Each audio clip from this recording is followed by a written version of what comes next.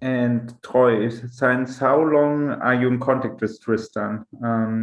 Because it's really impressive, because Tristan is organizing all our webinars, and he found a lot of very elaborated speakers. Yes, I feel very flattered to be included. So it's wonderful to be here today.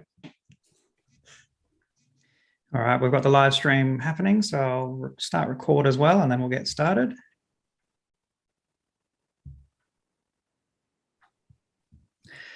Okay, welcome everyone. My name is Tristan Claridge, and I'm the convener of the Social Capital Research Group. We're a loose collective of researchers and academics and people interested in social capital from all over the world. I think we have about 1,200 or so members. And we hold webinars and events like this on a regular basis. And so today we have an invited presentation by Professor Troy Glover. Troy is the professor and chair of the Department of Recreation and Leisure Studies and director of the Healthy Communities Research Network at the University of Waterloo. Professor Glover's research explores the process of transformative placemaking that shapes environments and facilitates social connectedness to improve the quality of community life. So over to you, Troy. All right, thanks, Tristan. And again, I'd like to thank you personally for inviting me today. And I'm very excited about today's presentation. Let me share my screen. Let's see.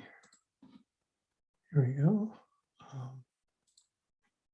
Thank you for bearing with me. Everybody can see that okay?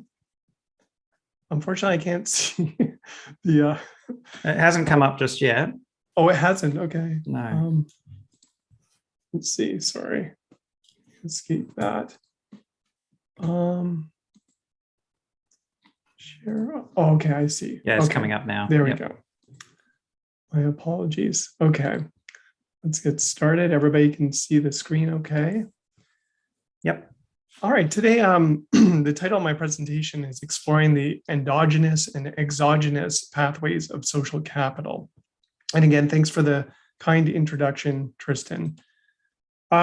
I want to begin just by acknowledging my field, which is, of course, recreation and leisure studies. I don't know if folks out there think that's kind of a strange area in which to study social capital, but I think it's largely premised around the idea that Portes wrote about a long time ago, I guess 1998, where he talked about how if social capital is about anything, it is about, quote, the positive consequences of sociability.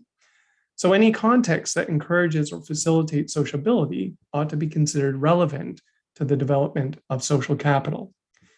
With respect to my own research, leisure has been a context in which I have explored social capital and its development. And so I'm not going to speak so specifically about leisure experiences. I'd instead like to use this opportunity to talk about, I guess, the conceptual rigor that we bring to understanding social capital. And for that reason, I hope it's of interest to many of you. I will say that I was really impressed, being a big fan of Robert Putnam's, that I attended the seminar, I guess, a few months ago, and that was fantastic. And I feel very flattered to be part of the seminar series in which he also presented. And here is just a picture of me a few years ago. I tried to track him down when I was on campus at Harvard just to introduce myself, because he's been very influential in my career in terms of kickstarting my interest in social capital, and clearly through his work on Bowling Alone and other papers that he drafted in the 1990s. I'm going to begin with my definition of social capital. I don't mean to be so bold to offer this. I know that there are some pretty standard and canonical definitions that exist within our literature, but perhaps it will give you some insight into how I understand social capital. Along with my colleagues Kim Chanu and Diana Perry, we define social capital as the consequence of investment in and cultivation of social relationships, allowing an individual access to resources that would otherwise be unavailable to him or her. Now, I want to, again, give that definition to give you some context in terms of where I'm coming from. First of all, I think it's important to underscore that over time, as much as I've been influenced by Robert Putnam, I've become increasingly influenced by those scholars who focus on access to resources and the role that social capital plays in that process. I also want to underscore the point about individuals. I don't know what happened there. About individuals. I guess that mark's going to stay on my screen. The role of individuals in the process of social capital. And so I'd like to emphasize that in today's presentation, I'm very much going to focus on the process of social capital at the micro level. And I've written elsewhere that while social capital is embedded in people's social relationships, it is nevertheless realized and utilized by individuals for a variety of ends, some of which are not communal, but rather personal. So I guess this idea that, from my perspective, social capital is actually accessed by individuals. That's led me to be very interested in that micro level. I'm also somebody who does qualitative research. And so the work that you're going to hear today is really premised upon conversations with different groups of different individuals and their experiences in this process. I also wanted to mention that the micro approach is important to me because as I advanced my career, and I've been in an academic position now for about 21 years actually, it's important to me, at least in terms of the evolution of my research, that I went from understanding social capital and perhaps its application within a leisure context to appreciating that it has a role in excludability in offering differential returns in terms of its access by individuals. And so a lot of my research really tries to recognize what Foley, Edwards, and Deaney called use value. That is, appreciating that the extent to which social capital is actually appropriable by individuals. So with that out there, I just wanted to give that sort of context of where I'm coming from in today's presentation. I'm presenting to you now a logo from the University of Illinois at Urbana-Champaign, where I began my career. And it stems from an experience I had there at the very beginning of my career. I was invited to give a seminar on social capital and kind of introduce it to a group on campus. Now, to be fair, there were a lot of individuals on that campus who were studying social capital, but I gave this presentation, and at the end of the presentation, somebody asked me, what is the role of leisure in this process, and how important is it? And to tell you the truth, at the time, I was really baffled by this question, which has become as a surprise, but I didn't really see it as any different from any other context. It just happened to be a context in which social capital develops, it's accessed, it's distributed, that sort of thing. So that was generally my question, or my response to the question that I received. But after that seminar, I really started to ask myself how much I understood in terms of how the process of social capital worked. And so I've spent quite a bit of my career trying to answer that question. How does this process work?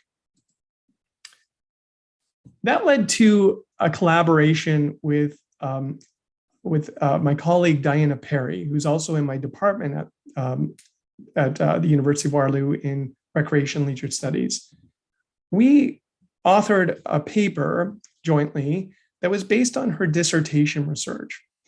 Diana had studied women who were experiencing infertility and their experiences, and I guess the role that leisure played in terms of helping them cope with their experiences. as she described her research, I found that as I was asking her questions about it, and she was clarifying what she found in her study, that the process that she described really, to me, spoke to social capital and how it works. So I'm going to describe that to you today, and then I'm going to sort of build off of that where I've come from since. So to begin, basically, what we found was with this group of women who are experiencing infertility, that having a shared interest or a shared experience in terms of infertility brought these women together.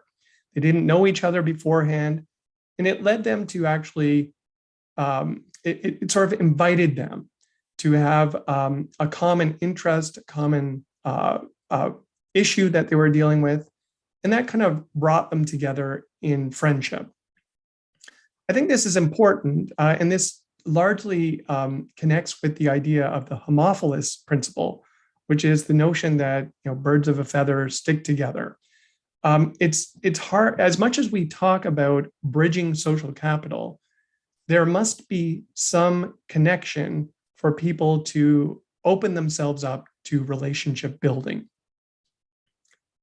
What we found was that while individuals can come together based on that shared interest or shared adversity, it was really within a sphere of sociability that they built, maintained, and sustained their relationships. So as you can imagine, this group of individuals, they may have understood that they were all dealing with the same health issue, and it led them to get together, and they would get together within a context where they could be sociable. They'd go out for coffee, they'd go out for a drink, they'd go out for a walk, and during that time they might express their, or describe their experiences with infertility. But it may lead to other things. In other words, it was really the sociability component of that interaction that led them to, I guess, nurture their relationships so that they strengthened those. So those social ties would strengthen. And that was important, not just in terms of building those relationships, but also maintaining them. And I guess that was the point that circled there is, it as a circular process, if you will. Relationship building, maintenance, and sustainability is really important in terms of being able to access social capital from a social network or from social relationships. Now, in building this relationship or maintaining it or sustaining it, it led to a byproduct. Now, I do want to acknowledge this difference. Diana and I, when we discussed putting together this model, I was very much of the mind that social capital is very much a product of a relationship as opposed to a byproduct. And it kind of comes back to what I call the chicken soup hypothesis. If I'm sick and my peers, I expect that my peers are going to show that they're willing to give me some social support by bringing me chicken noodle soup. And if they don't bring that chicken noodle soup, it kind of gives me a reflection on that relationship. Is there really something there that bonds us in terms of me being able to appropriate for my own benefit? And Diana, of course, when she was studying women, particularly those who are infertile, she felt very uncomfortable referring to social capital as a product of the relationship. And so that's why we've used the language of byproducts. And I would be open to people's perspective on that. But the byproduct that I'm talking about here is social capital.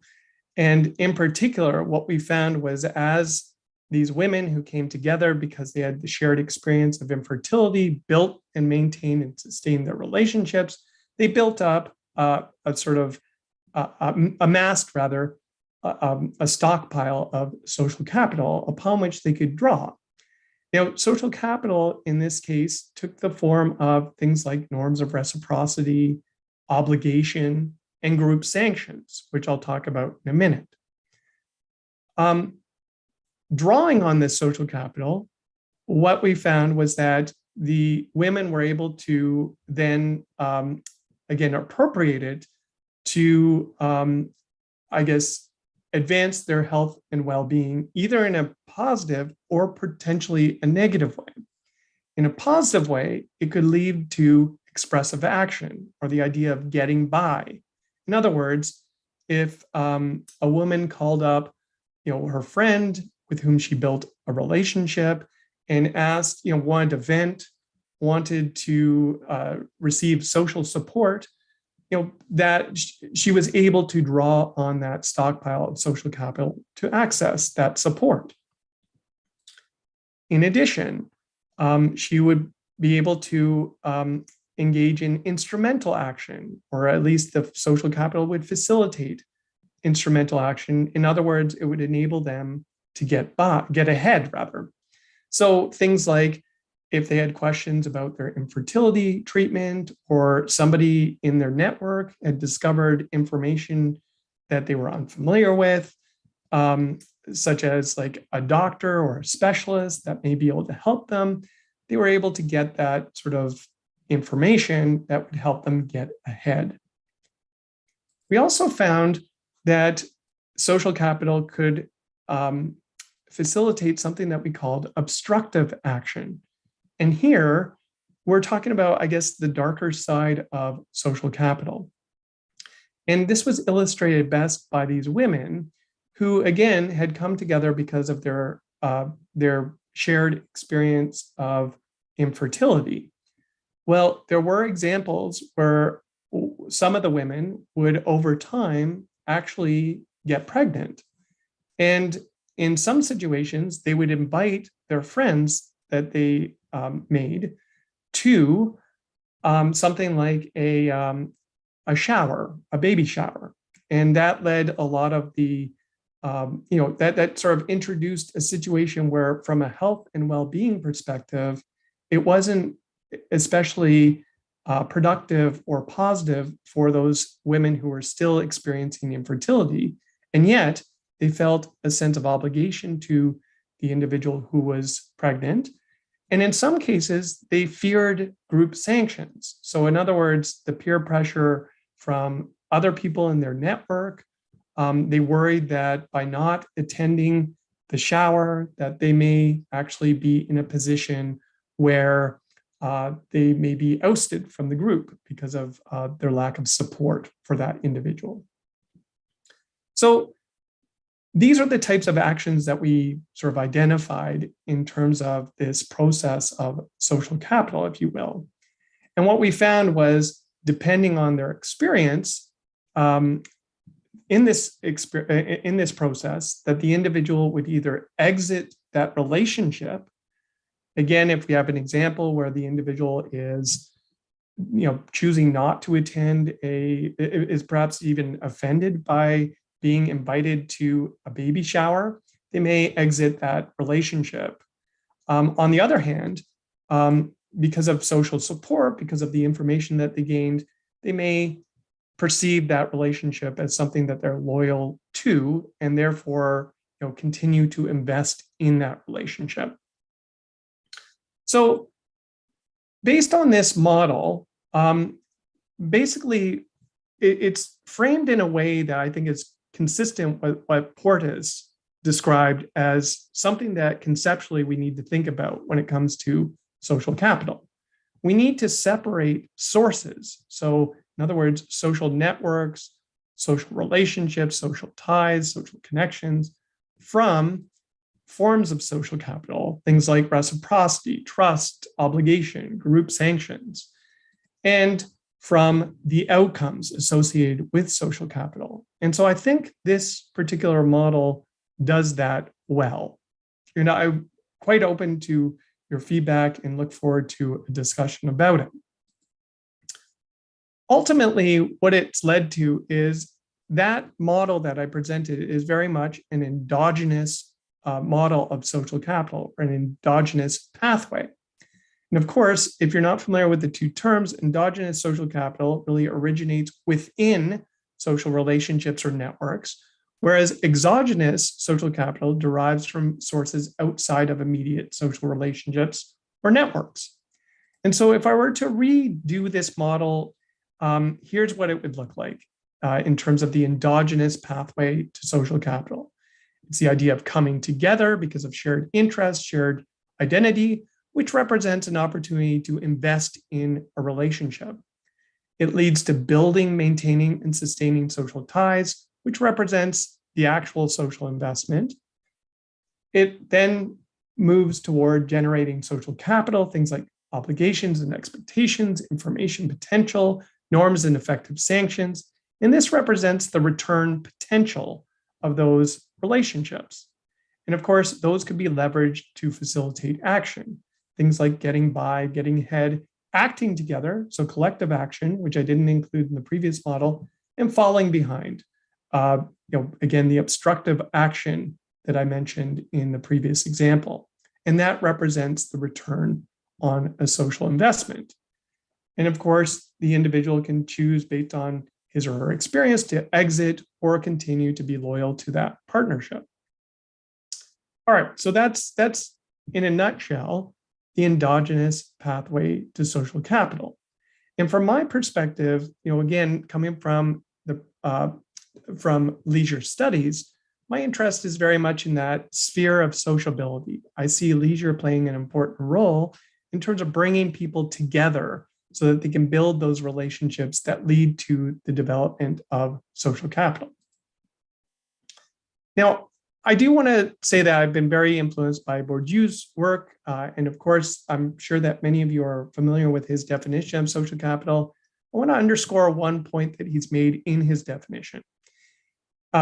He defines social capital as the aggregate of the actual or potential resources which are linked to possession of a durable network of more or less institutionalized relationships of mutual acquaintance and recognition.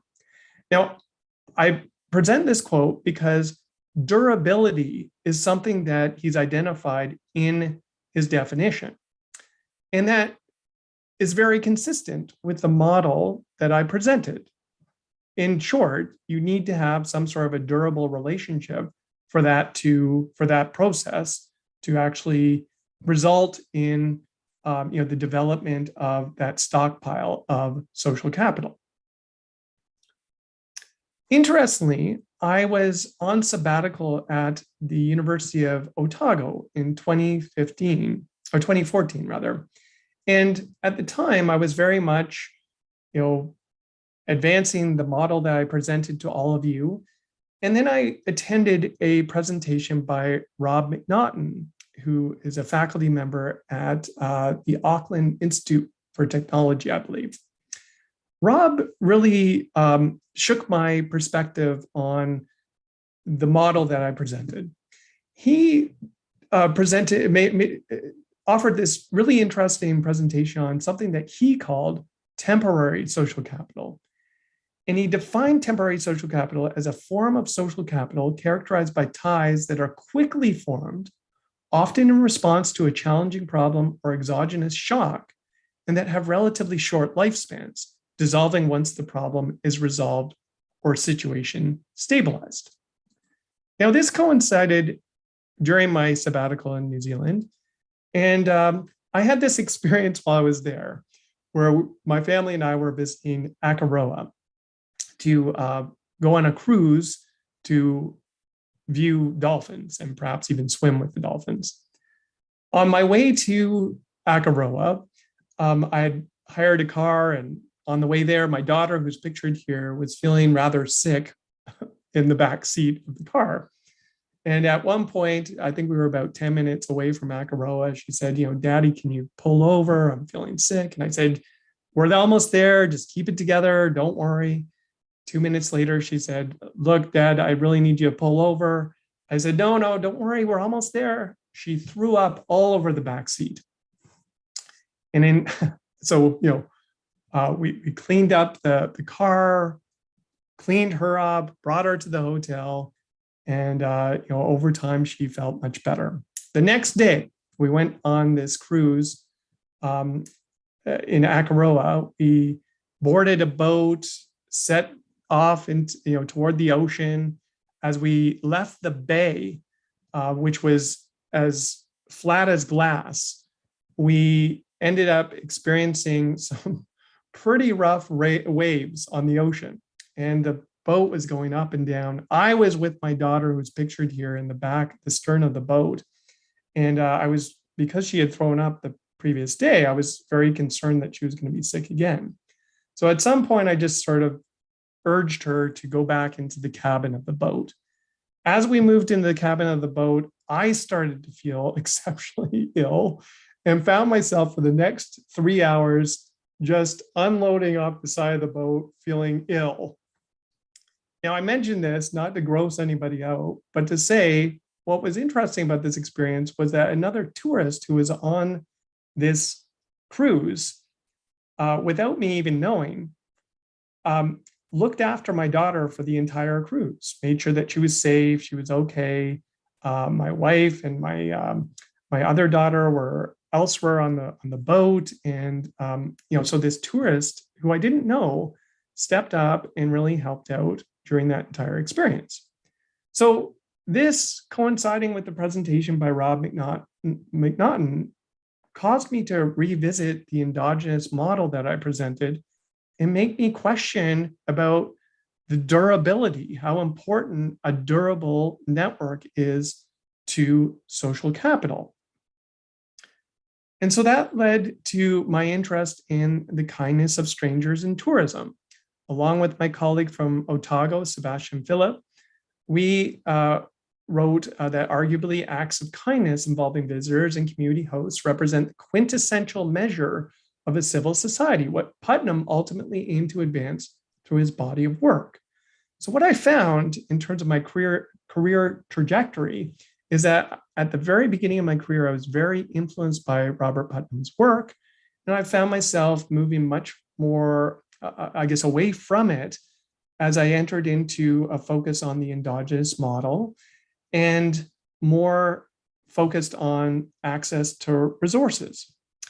Interestingly, with this focus on kindness of strangers, I started to rethink the endogenous pathway. And that led me to start thinking about the following questions. What explains prosocial behavior and generalized exchange? What motivates complete strangers to assist one another? These questions seemingly trouble the endogenous pathway described earlier by implying a direct investment in a relationship is unnecessary. If you recall, the model that I presented for the endogenous pathway assumes that a relationship is built. In other words, to extend the metaphor of social capital, by investing in the relationship, I will potentially see a return on that investment at some point in the future. The question is that direct investment unnecessary, or is it? So that led to me trying to conceptually work out how an exogenous pathway to social capital would work. Now, again, I want to remind folks that I'm very focused on the micro level, which may have which definitely influenced my perspective on how this pathway works. Now, just to make sure I get across this content effectively, I am going to read from a text, but I'll try to do so in a way that is compelling. So bear with me here. So whereas the endogenous pathway to social capital suggests familiar and well-acquainted networks of close social ties constitute this source of social capital, the exogenous pathway identifies imagined communities as the foundation for support and assistance. Imagined communities, I'm sure most of you are familiar with, are the refer to socially constructed communities invented by those who perceive themselves as members of a group. The idea comes from Benedict Anderson, who used community to explain the deep affinity people feel toward nation states. Anderson argued nationalism relies on the capacity of a large population of people who could never, in any practical sense, meet each other face to face, nevertheless imagine themselves as members of the same community. That people identify with and are even willing to die on behalf of other citizens draws upon the idea as opposed to an actualization of a common community. This idea can extend beyond the national level to include communities at the international, regional, local, and or even micro-level groups. In all of these cases, repeated discursive practices enact and reinforce particular understandings of community. Along these lines, Hertzfeld suggested Anderson's idea of an imagined community grounds itself in the social poetics of everyday life. This cultural intimacy, as he described it, transforms the abstract idea of community into intimate expressions of felt solidarities. Accordingly, the imagined community inheres in everyday interactions and experiences with other perceived members to reinforce a collective identity derived from an awareness of a common affiliation. So again, we're focused on this first part of the model. Moreover, dissemination of group symbols highlight community boundaries and enhance perceived collective unity. These reinforcing experiences serve to build relationships, solidarity, and identity. And so, members cooperate with strangers who they believe belong to their imagined community, especially after they themselves have received assistance from such strangers and feel a sense of gratitude. All told, then, an imagined community represents the imagined potential of social connectedness. Collective identity connected to an imagined community provides a simple, intrinsic motivation for generosity in generalized exchange. Having imagined themselves as members of a community, individuals seemingly come to trust other members, even those they do not personally, through the development of injunctive norms. Injunctive norms refer to normative obligations to express one's gratitude at being helped, not by repaying the helper, but by acting as the helper acted. Trust in this sense represents the return potential of an imagined community with the expectation that fellow community members will come to each other's aid if needed.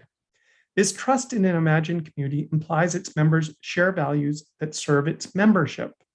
In many ways, this type of trust resembles what Ustliner described as moralistic trust, the idea that trust is a moral commandment to treat people as if they were trustworthy.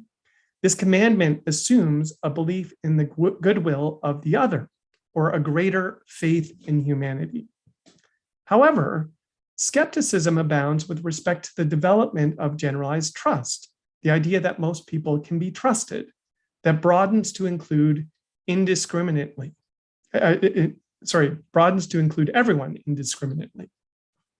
Ustliner conceded trust is unlikely to extend from our in-group to strangers because there is little reason to believe that these experiences will be similar. Evidence suggests that particularized trust, only trusting your in-group, may be more realistic. Instead, belonging to an imagined community, a kind of in-group with its own boundaries of membership, engenders expectations that fellow community members can be trusted to reciprocate prosocial behaviors.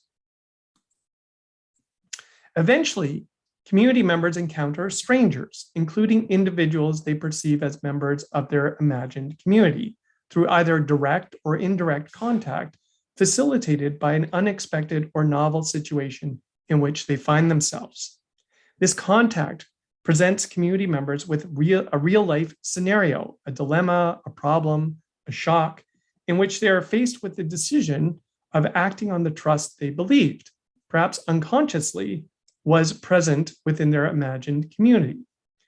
The presence of such problems or shocks has been found in situations that lead to temporary social capital. For example, Such situations arise when tourists are in unfamiliar environments, and or in which tourists needed to resolve a particular practical problem related to traveling, such as accommodation arrangements. In these situations, the problem or shock led to an interaction between tourists and strangers. Faced with such a scenario, all parties, both benefactor and recipient, must make a swift risk assessment and conduct a cost-benefit analysis.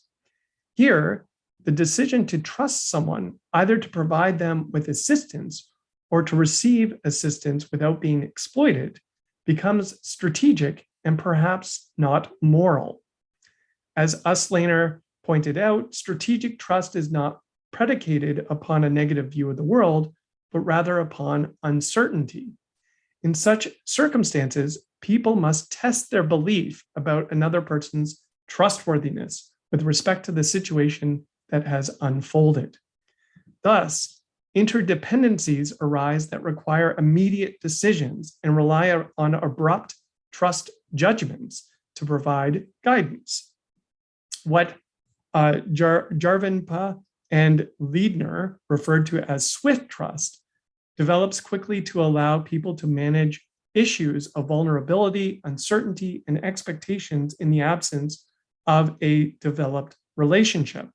Swift trust can be thought of as a specific type of trust that forms rapidly without firsthand knowledge of a person's track record or the time to wait to develop one. Actors in such scenarios often rely on social heuristics to determine when and to whom to give the benefit of the doubt when uncertainty regarding their trustworthiness is present. Accordingly, swift trust assessments often depend on stereotypes, which can lead to biased perceptions and potentially inaccurate trust decisions. Schillick and Huang found that trust accuracy can be expected to be relatively low when no interpersonal contact precedes the exchange. However, they also demonstrated that even short periods of superficial interaction may be sufficient to substantially increase the accuracy of swift trust decisions. Their findings suggest that relying on swift trust judgments can be reasonable as long as at least a minimal opportunity for socialization is provided. It is important to note here that generalized exchange, while prosocial, does not constitute altruism. To qualify as exchange, generalized exchange involves an expectation of repayment in terms of future benefits, or a recollection of past benefits, or both. Grateful people are not merely kind to others, in other words, they pay it forward to connect with others and consequently acquire a central position in a social network by cultivating many social ties that increase their adaptiveness in the long term through the process of indirect reciprocity. In comparison to other forms of social exchange, then, generalized exchange introduces a greater risk of not getting paid back, and an advantage for the recipient of not having to be paid back either. Should this risk be overcome, however, the social benefits of generalized exchange, including enhancing the ability for groups to achieve their goals and potentially motivating other forms of collective cooperation through greater solidarity and social capital. Receipt of assistance then facilitates action by allowing the individual to get by, to receive social support, get ahead, in other words, acquire resources to improve the situation, or fall behind, feel taken advantage of. Assuming a positive outcome, both benefactor and recipient benefit from the exchange. While the recipient receives much needed assistance to work through the problem he or she faced, the benefactor, in addition to potentially receiving expressions of gratitude from the recipient may expect to experience an enhanced reputation, increased happiness, and greater feelings of self-worth as a result of his or her prosocial actions. Thus, Whittam suggested individual and collective benefits of generalized exchange make it especially valuable form of prosocial behavior. Depending on whether the generalized exchange resulted in a positive or negative, the experience either reinforces the existence of the imagined community or leads to mistrust and questioning of it. Interestingly, Malm et al. In 2007 posited that general exchange promotes greater solidarity than direct exchanges by generating greater commitment, trust, and affective reward, and by producing stronger feelings of social unity and group identity. So all told, the exogenous pathway to social capital is very much premised upon the notion that a belief in an affiliation leads to the development of social capital that can be drawn upon in scenarios in which strangers need support to facilitate prosocial actions. Accordingly, it fits very well with Putnam's civic approach to social capital research. Now, these, of course, when I'm talking about these, I mean the pathways that I've presented, the endogenous and exogenous pathways, really represent ideal types. So they do require further investigation, examination from a conceptual perspective and from an empirical perspective. But they do introduce some interesting questions from my perspective, including what is the interplay between the two pathways? How are these pathways utilized for darker purposes? And what are the implications of the liminality of experiences for social capital? In other words, how important is durability of relationships? Now, I know we have a lot more time left, but I do want to open it up to questions at this point. I've essentially presented these two models.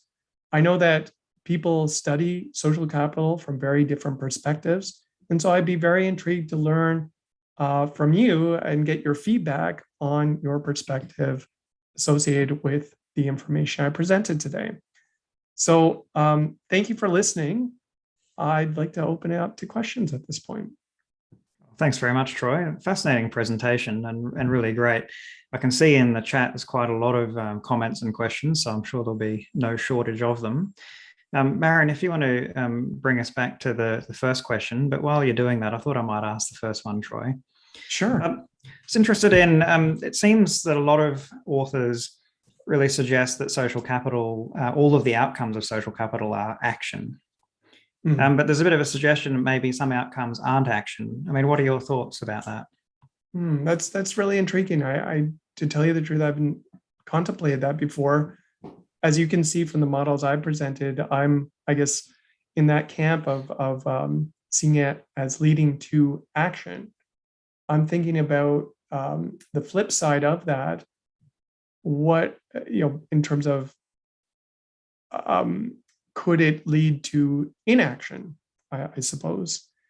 And I guess from that perspective, it's very conceivable to me that as individuals interact, that they're, when we talk about social capital representing forms such as sanctions, such as obligation, such as norms of reciprocity, it's quite conceivable that individuals, by not taking action, are actually failing to take action intentionally because of those forms of social capital. In other words, for instance, I could envision a situation where, again, related to, I guess, if we think about peer pressure as an example of group sanctions, if my peer group does not want to visit a certain area of town, which is a terrible example, but, I may be compelled not to do so. I may be compelled to inaction, not because I don't want to go to that area of town, but because my peer group could sanction me, or because I feel obligated to my peer group for whatever reason not to go there. So I guess that would be my initial response. I'd not thought about that before, Tristan. I think that's really quite fascinating. And I certainly would open it up to other people's perspectives on that, if anybody's got one. I think that idea about inaction is a fascinating one, and it could relate to, somebody who's in need of help, but norms actually creating a situation where people don't help because of the norm. Yes, don't take absolutely. action. Yeah, that's an excellent point. And I think also, like, where social capital has moved, particularly into the mental health literature, there's some questions there about the benefits of sociability that don't necessarily relate to action. The way in which a sense of belonging can actually, which is considered a part of social capital, can also be an outcome as well. The benefits for mental health. And so, I think this is a very interesting area, because so many of us sort of consider the outcomes of social capital to be action. Yes. But then the non-action outcomes sort of, clearly there are some, but how do we actually take those into account is a really interesting topic. Absolutely. Yeah. Thanks for raising that. Well, should we move on to the next question? Marion, who was first? You're muted, of course. Here we go. Is it okay that I'm sharing my screen? I just thought I might have to go back to some slides if people have questions about them, but I'm also... Yeah, I think that's fine. Yeah. Okay. Tristan, I haven't checked through yet the people, whether or not people are here to ask their questions that they actually submitted earlier. Been following the questions. So I'll do that while David's question comes up first here about how important do you think it is for actors have a structured approach or explicit strategy. David, do you want to talk to that at all? You're talking about agency here. Yeah, thanks, Marion, and thank you, Troy, for your presentation this morning. It was really thoughtful and very much in sort of two parts. So this question was very much on the first part when you were talking about Indigenous social capital, and I was thinking about the process map that you had there about how people will engage and then get value out of a social capital. And I was curious to get your thoughts about how structured do you think people should be in their approach to extracting value out of that social relationship? Well, in many ways, what you raise is the point that I mentioned earlier, and that point of contention that I had with my colleague Diana Perry around referring to social capital as either a product or a byproduct of that relationship that's formed. I think she certainly would make the argument that it's disturbing to her to think that these relationships might be premised upon the notion of, to be blunt, exploiting resources, exploiting others to acquire resources. And yet, I do think that it's probably fair to say that in some instances, we do enter into relationships intentionally to acquire or access some resources tied to that social tie. So, I kind of go back and forth between those things. I don't know if you feel like I'm answering your question directly. When you raised it, it just struck me that it very much connects back to that question I had around byproduct versus product.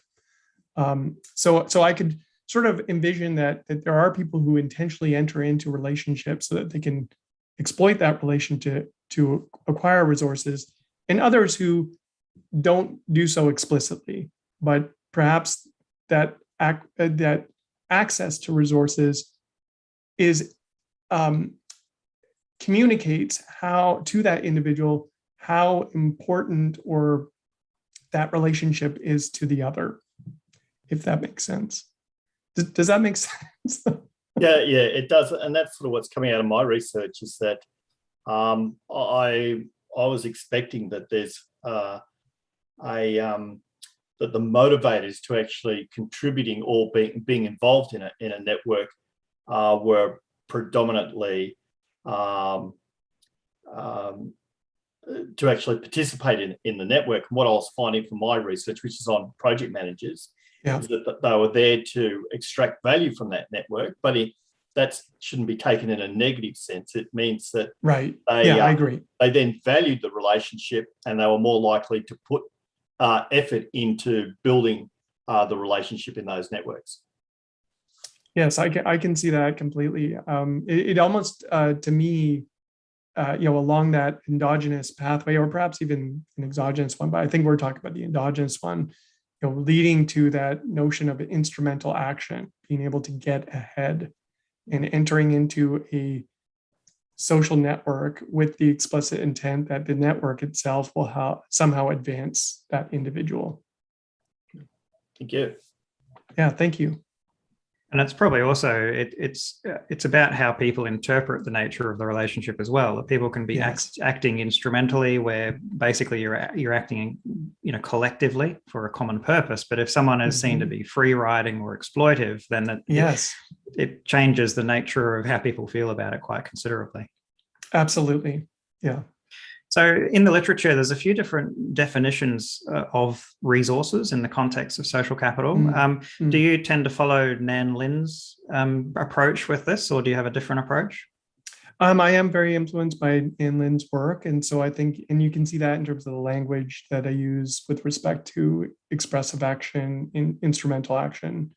I would credit him with sort of alerting me to those terms for sure.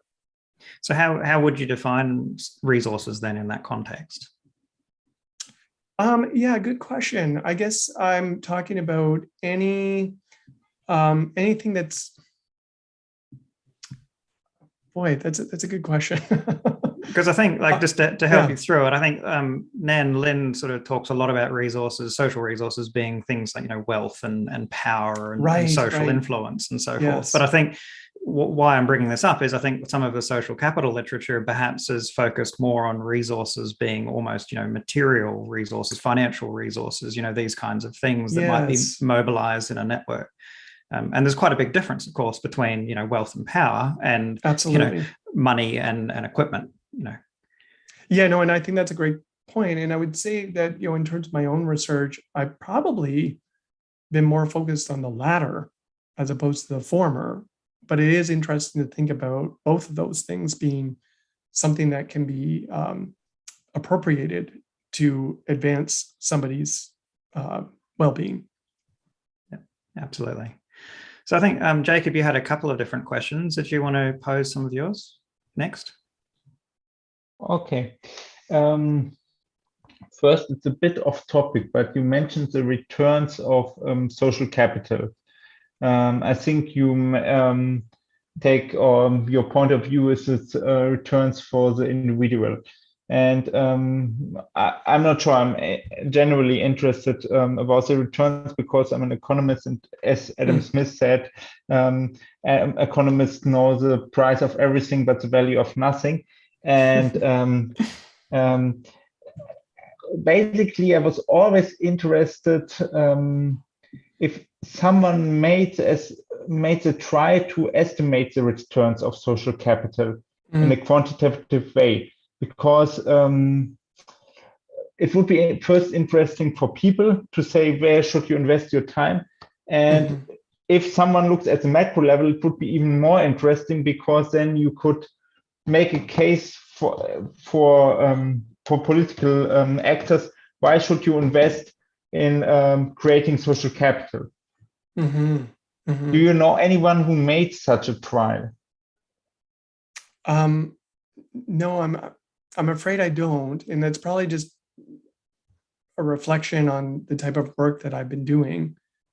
I would put it out there, and this is probably a very controversial topic in this forum, and in terms of different approaches people bring to studying social capital. But I wonder sometimes if there's an assumption that social capital exists where sometimes it does not.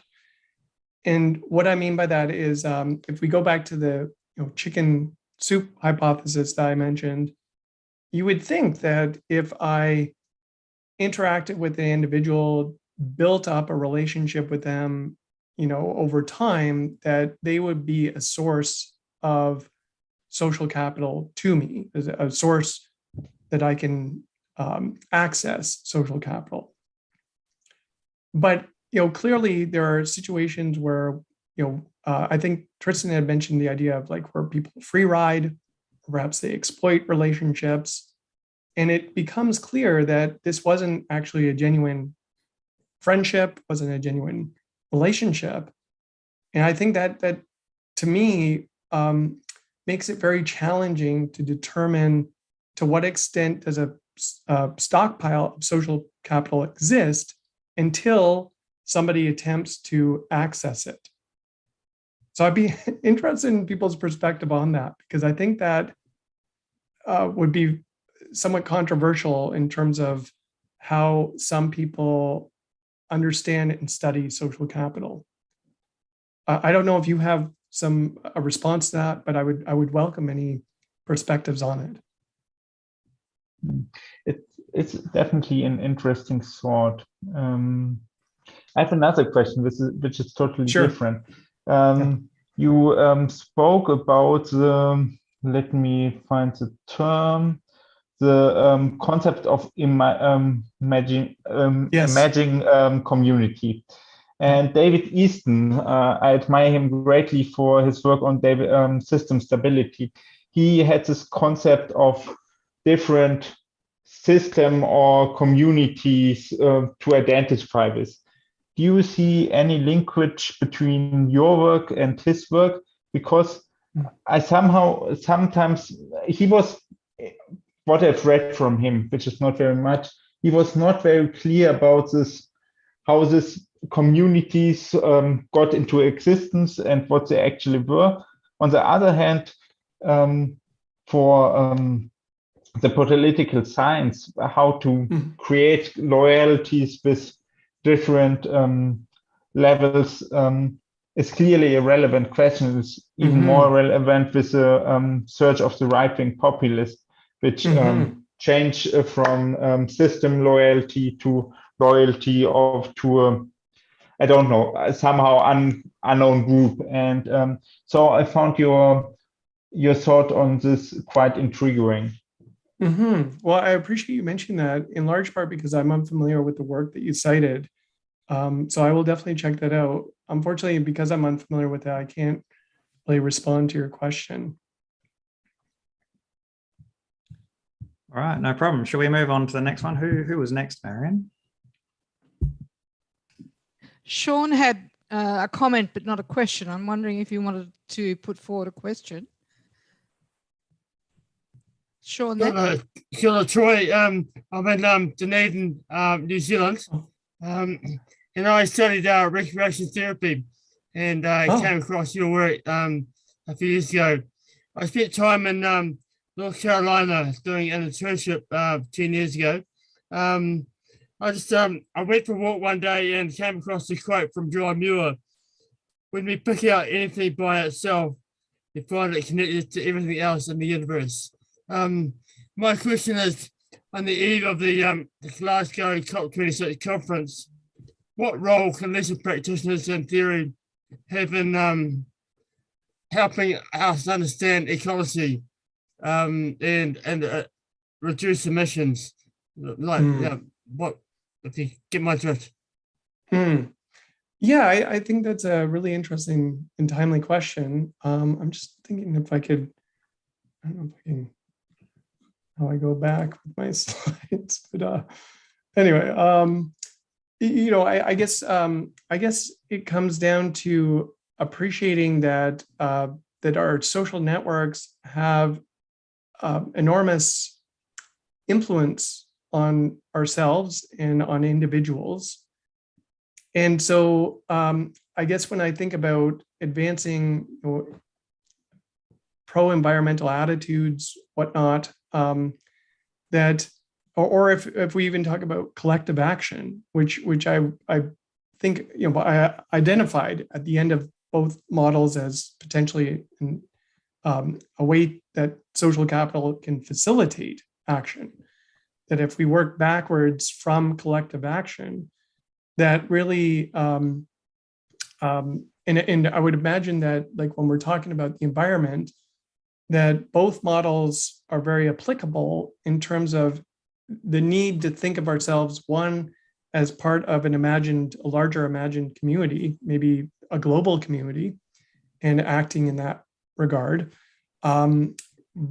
or perhaps even being part of a network that values those types of attitudes and expects that membership within that network is going to require that people have that sort of pro-environmental attitude. So I guess if you're asking how can social capital be leveraged to advance pro-environmental attitudes, I think that comes down to the networks to which we belong and whether they do value that type of behavior and expect that of their membership and enforce it through sanctions or through a sense of obligation by members, which I guess that latter part really refers to that. That's me thinking from the standpoint of that endogenous pathway. What about? But certainly, I could. Yeah, sorry. Go ahead. What about the role of leisure? How can we improve our understanding of leisure beyond a sense of free time to actually get more a sense of civic participation and return to classical meaning of leisure?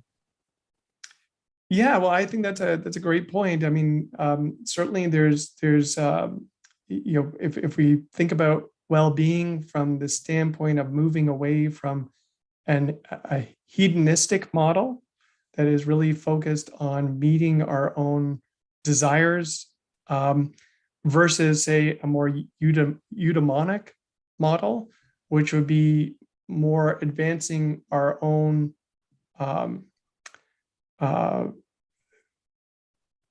advancing ourselves and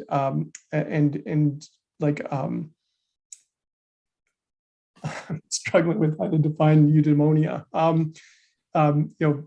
More along the lines of what you were saying, moving away from instrumental gains and focus more on things that we might value that don't necessarily have that sort of commercial value to them. I think that leisure very much, if we could shift our attention away from that hedonic model, that I think that it would very much maybe give us a wider perspective on how to value those things around us and seek to improve ourselves through the things that we do in a leisure context. Does that help? Yeah, thank you. Okay. Thank you. I think on Sean's first question about how social capital perhaps relates to climate change and climate change action, like all of the themes associated with these models are very, very relevant to the potential kind of action that we would like to see. The way in which values and beliefs are shaped through social interaction within social relationships. That's really the engine house of creating and recreating our reality and our belief system, but also the role of the imagined community, potentially, like you mentioned, at the global scale, to also potentially shape the nature of our values and beliefs, to also then potentially result in some sort of action. So I think all of social capital is so incredibly related to these kinds of issues. But at the same time, I tend to find that as a concept, social capital doesn't provide us with a huge amount of explanatory potential for how we can go about changing things at those really macro levels. If we set ourselves that task, okay, we want climate change action on a global level, how can we use the concept of social capital to help us? I'm not sure if there's a lot of answers really coming out of it, even though, these questions are fundamental to what social capital is really about. Yeah, excellent points. So I think, Marion, your question might actually be next, if you have one you want to ask. Yeah, before we go there, Tristan, I'd just like to mention to Troy that we do get questions from people beforehand that we send to you, but we'd like to encourage people to come and actually join and have a conversation. But there's some fantastic questions from Brazil and Spain and various places. But Tristan, I think we've got sufficient number of questions to keep working through for those that are here. Would you be comfortable with that, Troy? Absolutely. Yeah. Let's keep with the ones who are here for now, and then we can dig into the other ones if we need to. Okay. Well, I'll skip David's chicken and egg, which comes first. The network or the relationship. It's a good question, though, which comes first.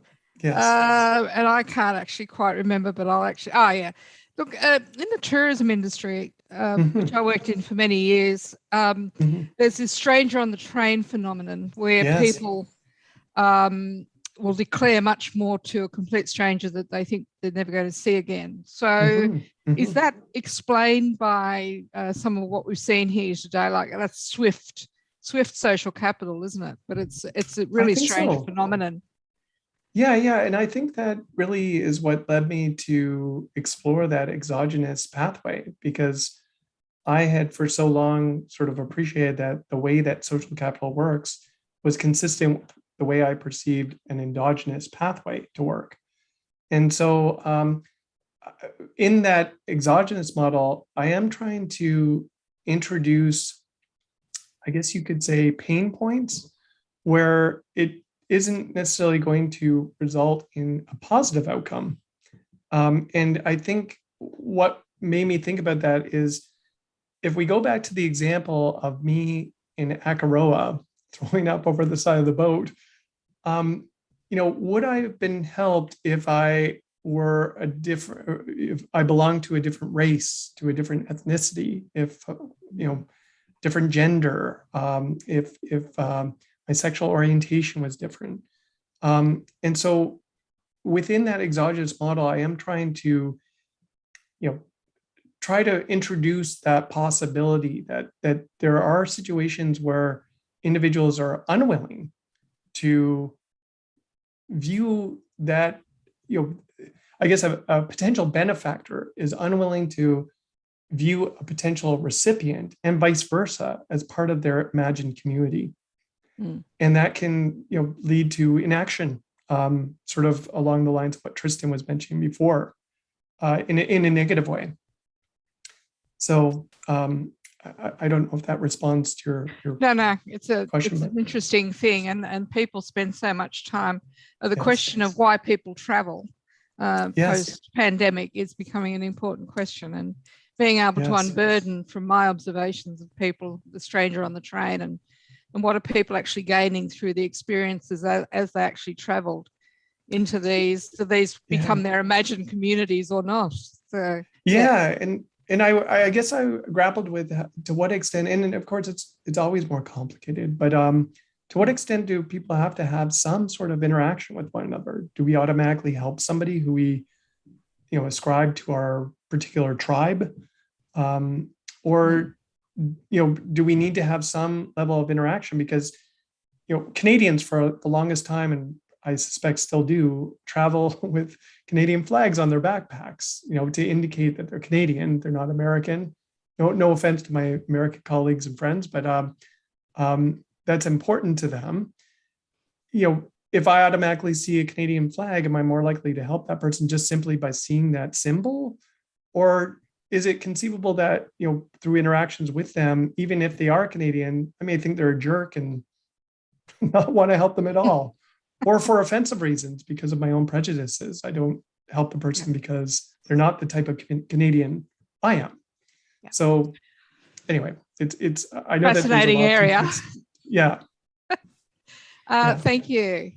It's certainly very, very complex, because it's really, it's not just about whether or not you perceive as someone as being similar, but it's also about recognition.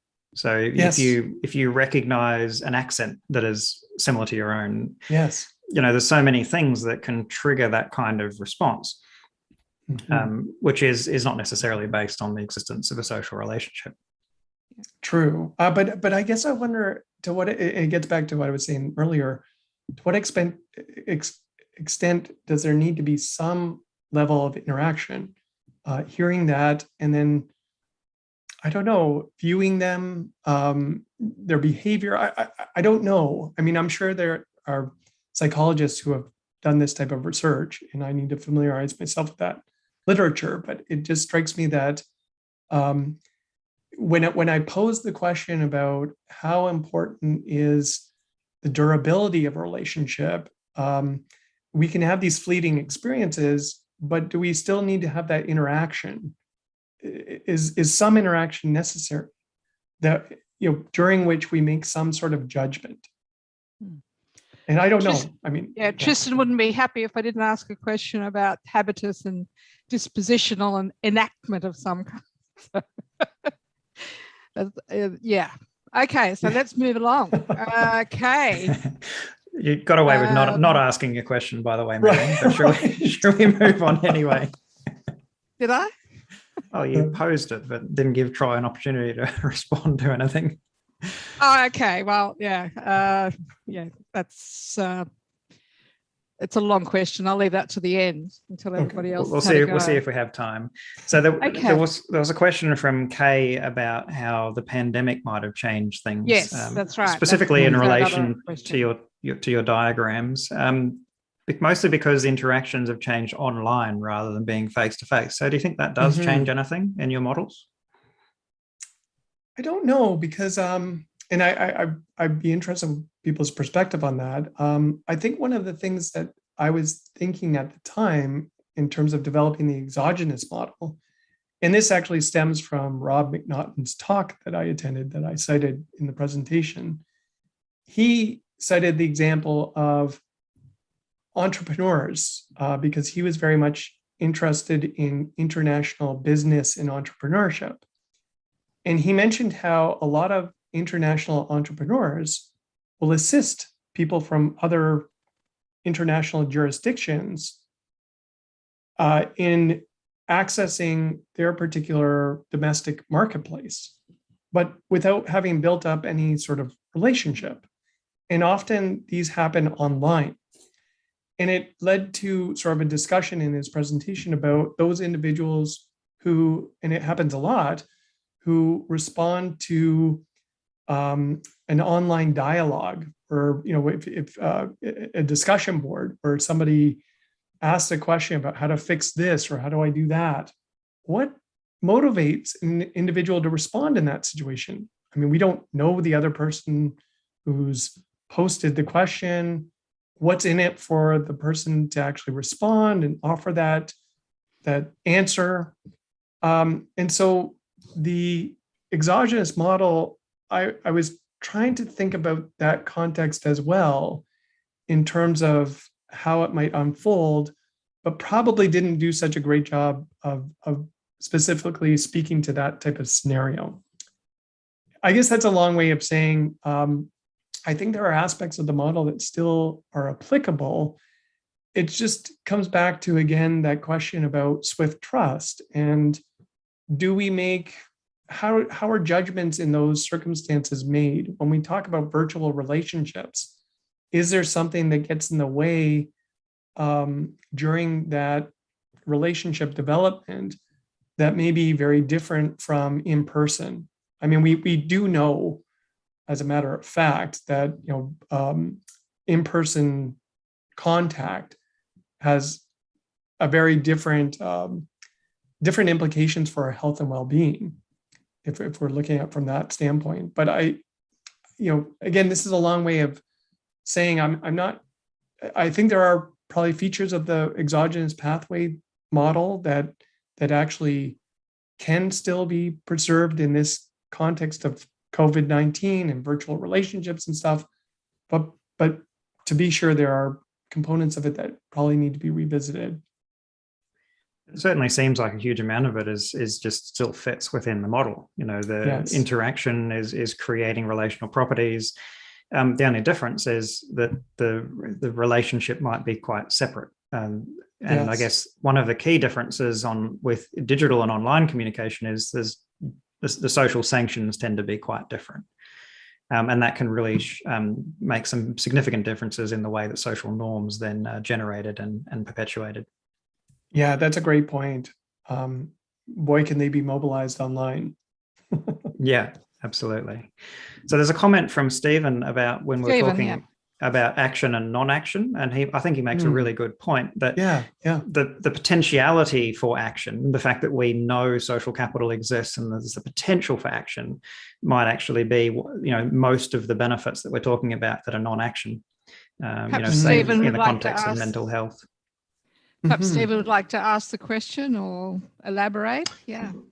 Yeah, thank you very much. I appreciate the fascinating discussion and platform today. And yeah, the question really comes out of the conversation about inaction and non-action and sort of recognizing social capital as that relational asset. And that I think, as Tristan pointed out, maybe doesn't necessarily need action.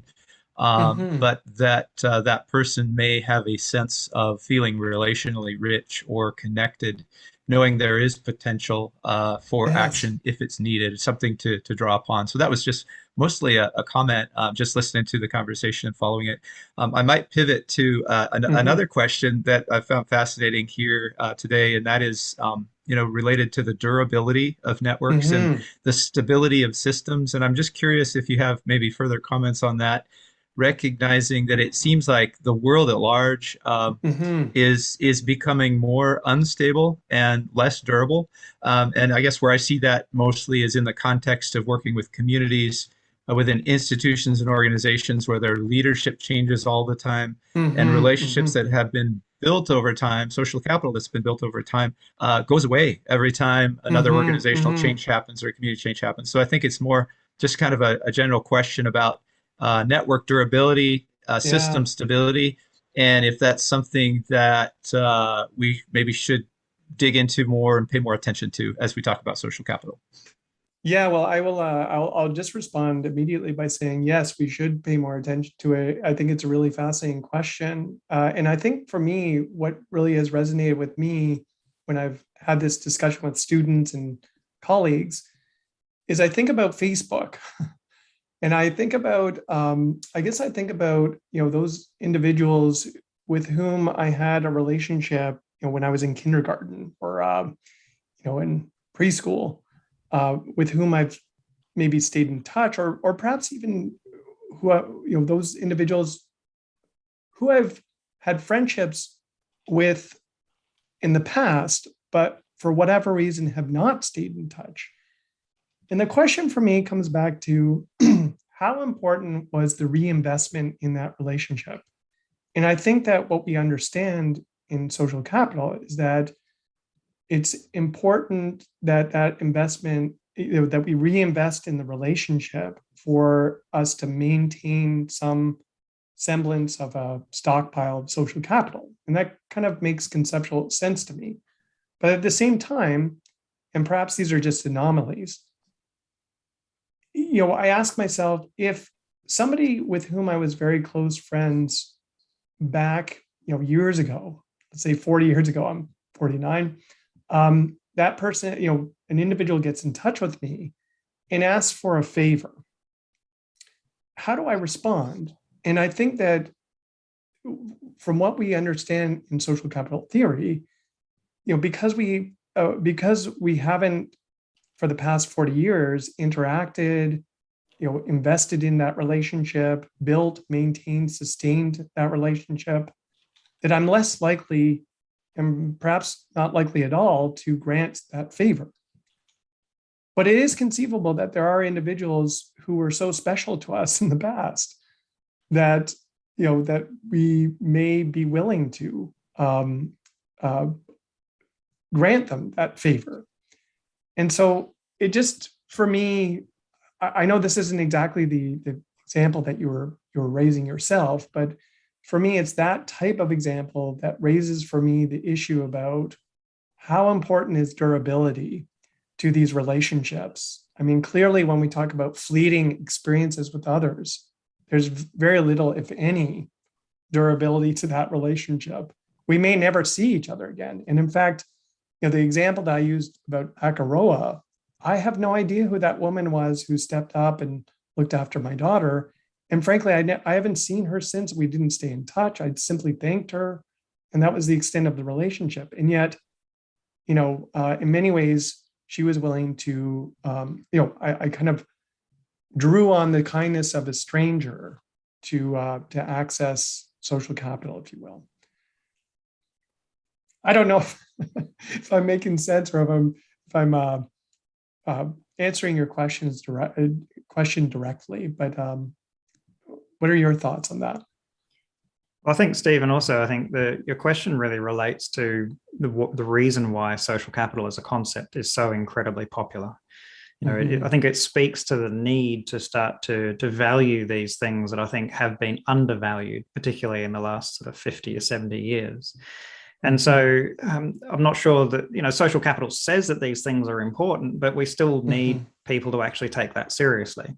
I work with a lot of businesses, and they quite often will have literally done the calculations that if this particular employee leaves because they're unhappy, they're not being paid enough, whatever the reason might be, it's going to cost, $10,000 to train somebody else to take their place. But those businesses don't take into account the social capital that's lost.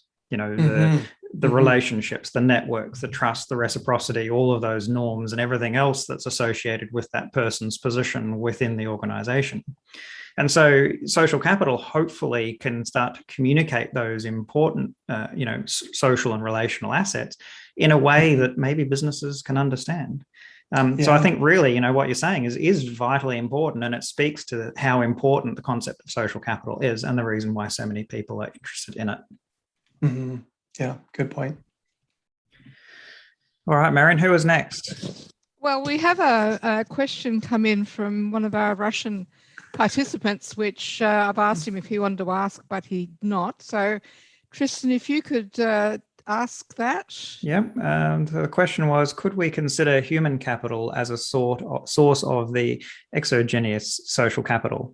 So early dropouts equals mistrust. Do you mind repeating that? Sorry, I didn't quite pick up the entire thing. Could we consider human capital as a source of the exogenous social capital? So where early dropouts equals mistrust. I guess that comes back to how you understand social capital, and I guess or human capital rather.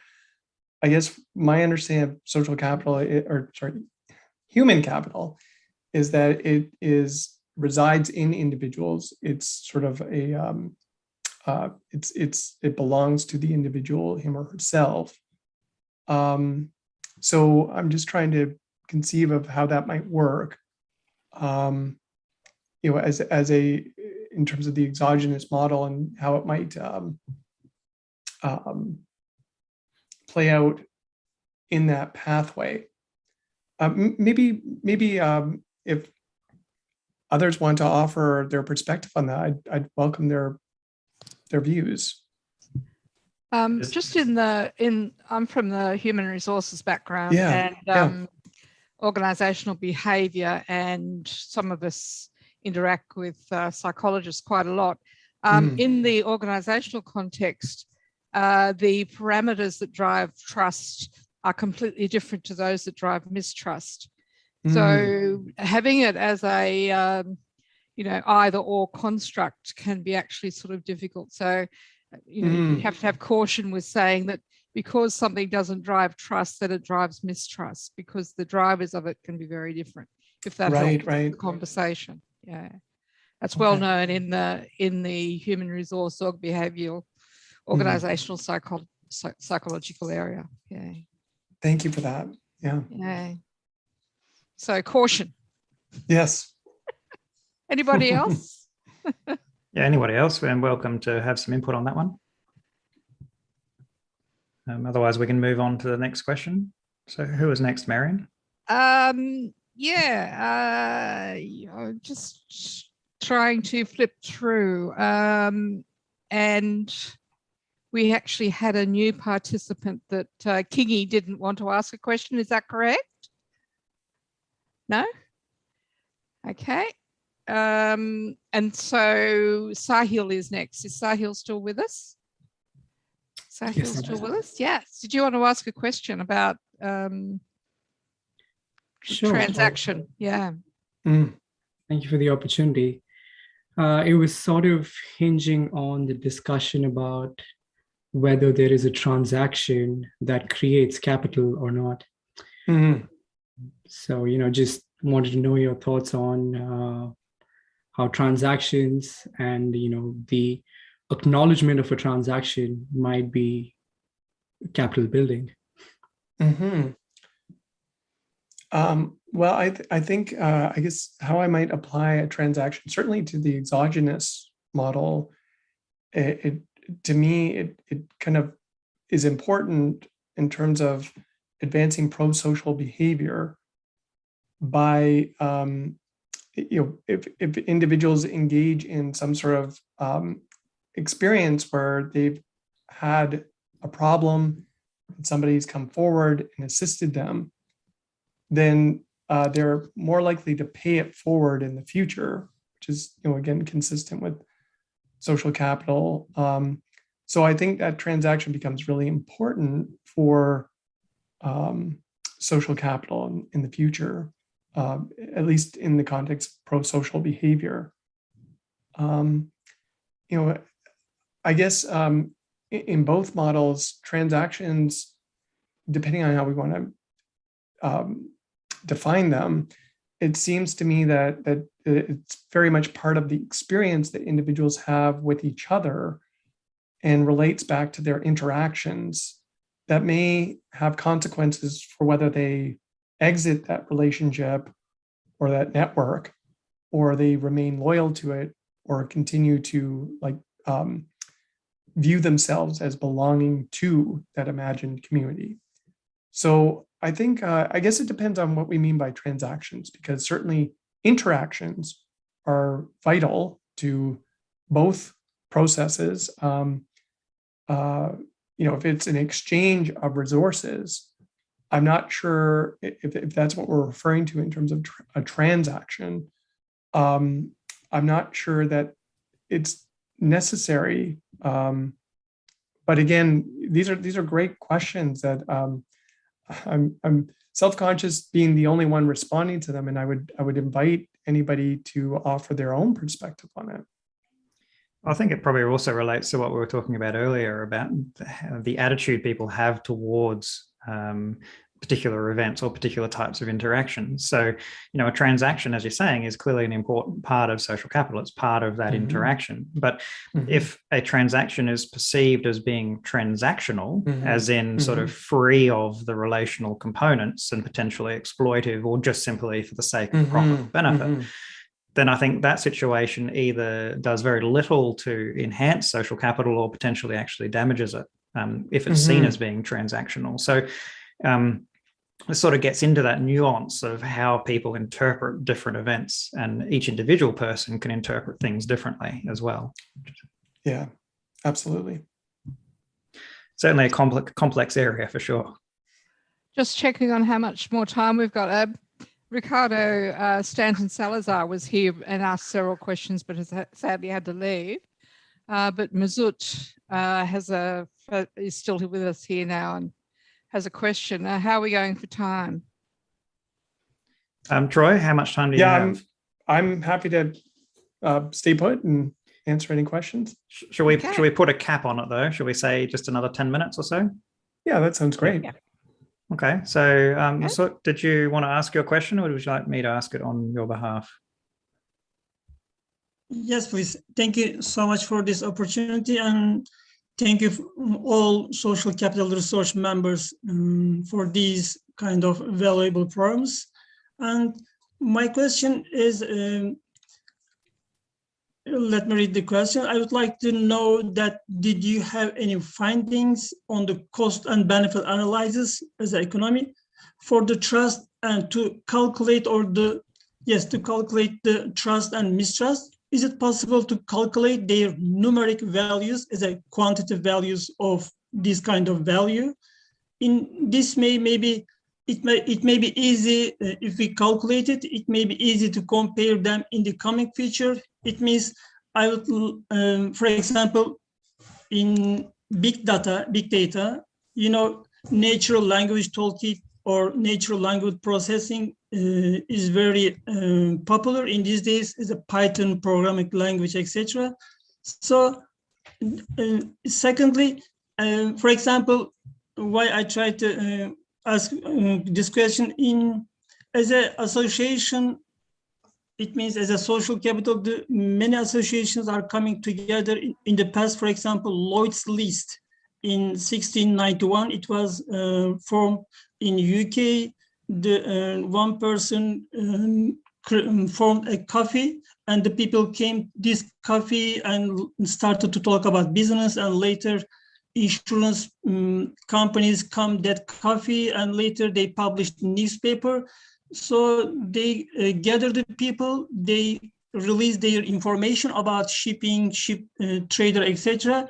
And today, and later in 1741, 79 insurance company, or not insurance, underwriter people who make insurance, they come together and create Lloyd's, new Lloyd's List. And today, Lloyd's List is a reinsurance company in the world. It's very huge company. So in our research, we saw that they come together and they create their own social capital. They move to today and they use their historical relations, etc., what you mentioned in your presentation. So if we gather all of them, is it possible to calculate as a quantitative numeric, is it possible to calculate trust, mistrust, and that kind of relations as a part of social capital? Well, sadly, I'm a qualitative researcher, so I'm probably the worst person to ask that question to. But I think that you've made a compelling case of why we might want to do so. I'd have to leave it to my colleagues who are more, better positioned to respond to that, to answer your question. But I thank you for it. And similarly, yeah, and I'm also qualitative as well, so I also can't comment. Thank you. Thanks, Masood. And I think Simon has been with us, hanging in with us, and deserves a question. Thank you. You talked a lot about sort of the micro in general. Mm-hmm. And I wonder if there's a pathway where we can take what we understand about the micro and use it to understand the macro. So, for example, if you look at the pandemic as the macroist of macro global exogenous shocks to communities at all levels, can we reduce it down to a set of micro shocks, whether they're dependent or independent? Is that a path to understanding or reacting to the pandemic, or does it become intractable instantly? You've raised an important question that I raised toward the end about how do these two models interact? Like, what's the interplay? And I think that's a big question that I have. In many ways, a next step. And you raising issues that arose with the pandemic, that may be a good context in which to think through that interplay. I don't have a good answer for you, Simon, I'm sorry, but I think you've raised an excellent question, and certainly a question for further research. I think it is an interesting one as well, because I think sometimes we assume that within a relationship that only the properties of that relationship dominate the nature of action within that relationship. But of course, the wider social setting, institutional setting, cultural setting, historical setting, all of those things still, of course, play some level of influence in the nature of every relationship. And it may be true, just in very general terms, that very, very strong relationships are dominated by relational properties, whereas weak relationships are dominated by the wider social setting, perhaps. But I think we sometimes just make an assumption that, well, there's an established relationship and therefore it's relational properties that dominate. Whereas I think that sort of generalizes the complexity of the way in which we relate to different people and act within different relationships. Yeah, no, that's insightful. Simon, did you have anything to follow up? Well, just following up maybe on what Tristan was just saying, was that not all relationships, even relationships of equal strength, are created equal. Yes. And we've seen during the pandemic that different relationships have held together, but some have completely dissociated for reasons that might not have been predicted early on, whether it's access to internet and digital devices, or whether it's personal feelings on science and vaccinations. It's been an interesting sort of sandbox to look at social capital and relationships and community. I agree, and I think your original question really speaks to the complexity of these interactions, and as I mentioned, the pathways that I present are really ideal types, but so much more to flesh out, like in terms of how they might, the interplay there, and the complexity of relationships and social capital itself. Well, I think I have a background in physical sciences and physics, and there's a long history of starting with simplified models and then trying to extend them. So I have confidence that it can be done, but it might be intractable, as I was saying. Yeah.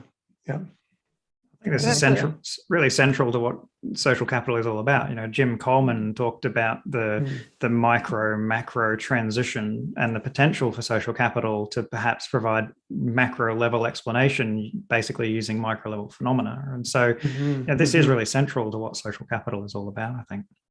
Yeah, I agree. Can I sneak a question in about methodology, Troy, before you go? Yes, please. Yeah. Heartened to know that you're the article I read of yours earlier was narrative inquiry and storytelling, which is the model I'm following.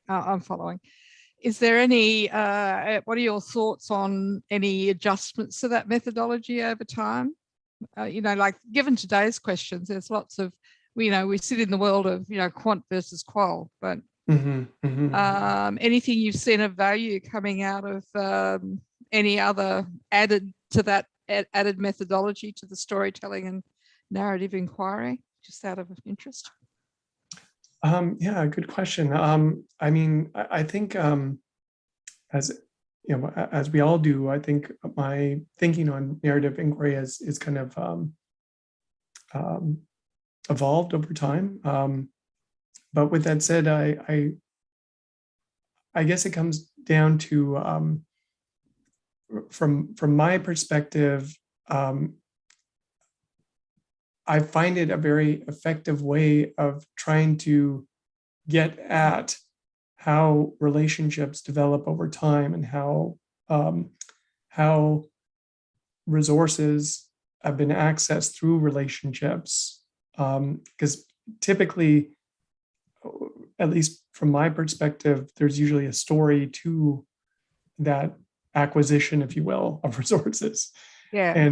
And so because of that, I think what's appealed to me about narrative inquiry is, unlike conventional qualitative research where we deconstruct stories, take them apart, find common themes, I think retaining that narrative structure is very helpful in terms of helping us understand the meaning behind those relationships and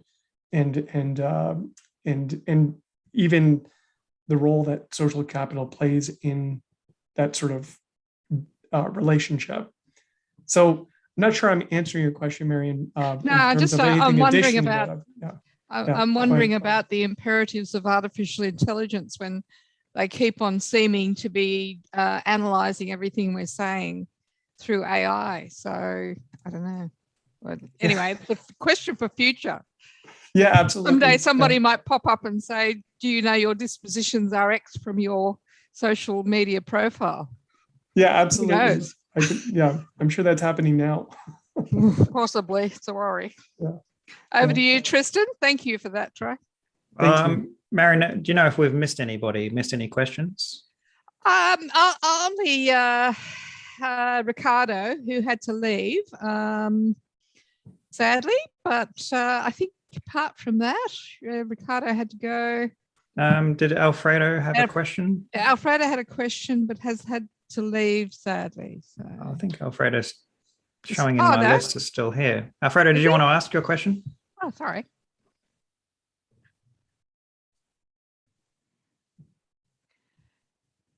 I can ask it on your behalf if you like. So the question was how to increase trust and solidarity at the national level. I think it is a question of giving security in general and better conditions for people. So the question is really about increasing trust and solidarity at the national level, how you go about doing that.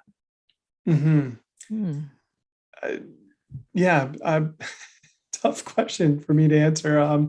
I think because I'm so focused on the micro level, it's a bit challenging for me to answer that question in any meaningful way.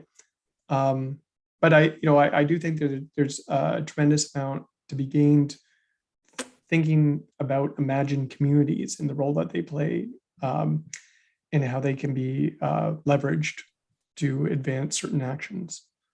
So I'm sorry, I don't have a great answer for that. And I think, like, most people tend to think that the macro level social capital, takes a long time to change. It's kind of, rooted in history and tradition and culture, and so can be fairly slow to change over time. Whereas the micro level within individual relationships or individual groups can be really dynamic and change incredibly quickly. So I think, there's certainly some hints there at the national level about how we might do it, along the lines of security and better conditions for people, and people having that sort of sense of identity with and belonging and all of those things. But how you actually go about doing that seems like a much more difficult task, and something that perhaps takes quite a bit of time as well. Yeah, I would agree. Good question for the tourism people, though. Yeah, that's right. So let's wrap it up there. So I'll stop the recording in just a minute, but we'll stay online for anyone who would like to ask any informal questions who don't want it as part of the recording. Before we end, though, I'd like to really thank Troy for his time. It takes a lot of time to put these sort of things together and preparation, and of course your time here today. So it's really greatly appreciated by everyone who took part in the entire group. So thank you very much, Troy. Yeah, and thank you, Tristan, again for inviting me. This has been great. I think one of the challenges of being in any field, I think, is that there are always a small group of people who study social capital. And so it's nice to have such a large community in which to present ideas. And I would invite anybody, if they have any questions or comments in particular. I'm very interested in the various comments that people have about the pathways that I presented. I would welcome your comments and really enjoy a dialogue, a further dialogue. So don't hesitate to reach out. Absolutely. And this, we're talking about social capital. That's exactly what we should do, collaborate, communicate. I'll put up my information together. Just, yeah. Anybody wants to get in touch with me. All right, so I'll end the recording now, but as I mentioned, we'll